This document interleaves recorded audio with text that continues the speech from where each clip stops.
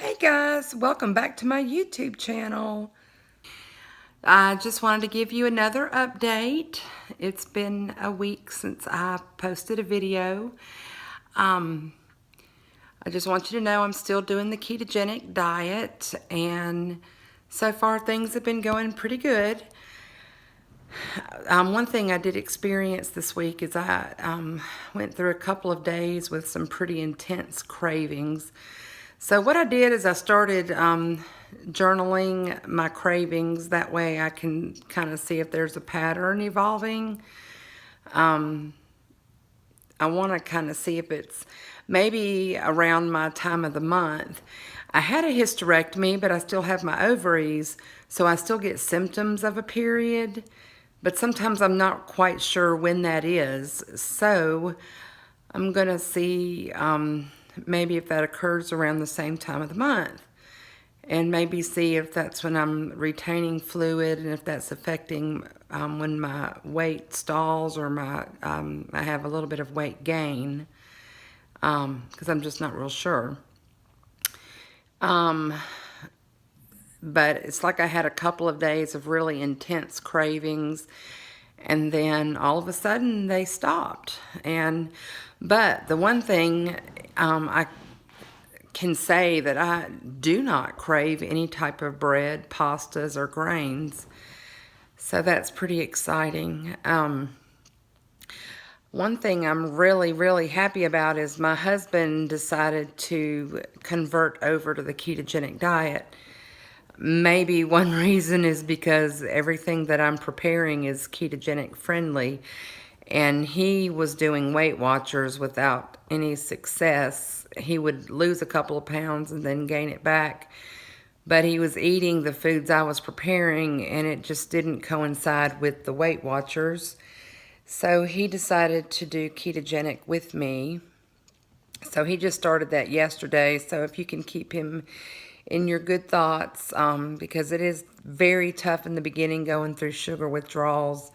And when I say sugar withdrawals, that is, I don't mean just eating sweets or anything. Sugar from carbs, rice, pasta, beans, starchy vegetables, and fruits. So he did really well yesterday, and today he seemed he had a little bit more of a struggle. So I'm really trying to help him with the things I'm learning. One of the other things I know is that there is a lot to learn with keto. It is not something you learn overnight. I think it's an ongoing learning process. And so I'm constantly looking for other YouTube channels, or watching other people's YouTube channels to see what is working for them, getting hints and tips from other people.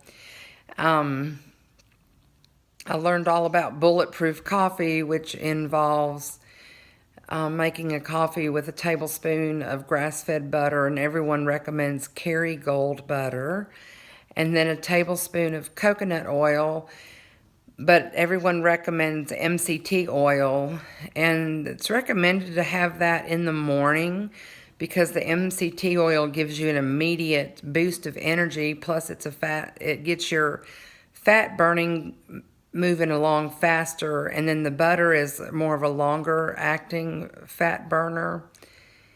But if you're going to have a fat-filled breakfast, you shouldn't do the bulletproof coffee. So that's one thing I did learn.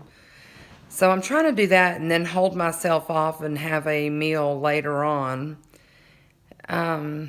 One of the biggest things I'm struggling with is cutting down on my diet sodas. I really, really love Sprite Zero, and I like an occasional Coke Zero and Diet A&W root beer. I have always loved root beer. So I'm trying to learn to cut back on that. And I use my FitnessPal to track things, mainly because I'm trying to track my macros. They recommend that you have no more than 20 carbs a day, and you want 75% of your diet to come from fats and 20% to come from proteins.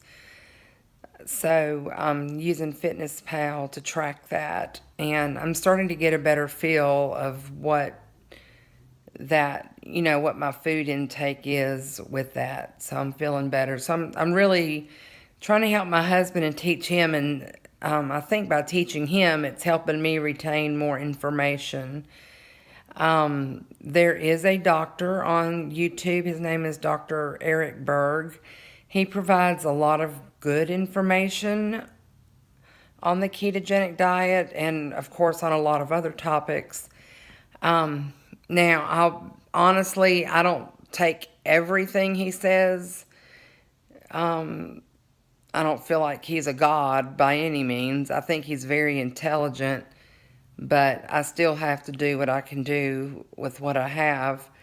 Because a lot of things are expensive, just like they want you to have the organic, cage-free eggs and all this grass-fed meat and everything. And that can get pretty expensive, and we're on a tight budget. So we just have to do what we can do.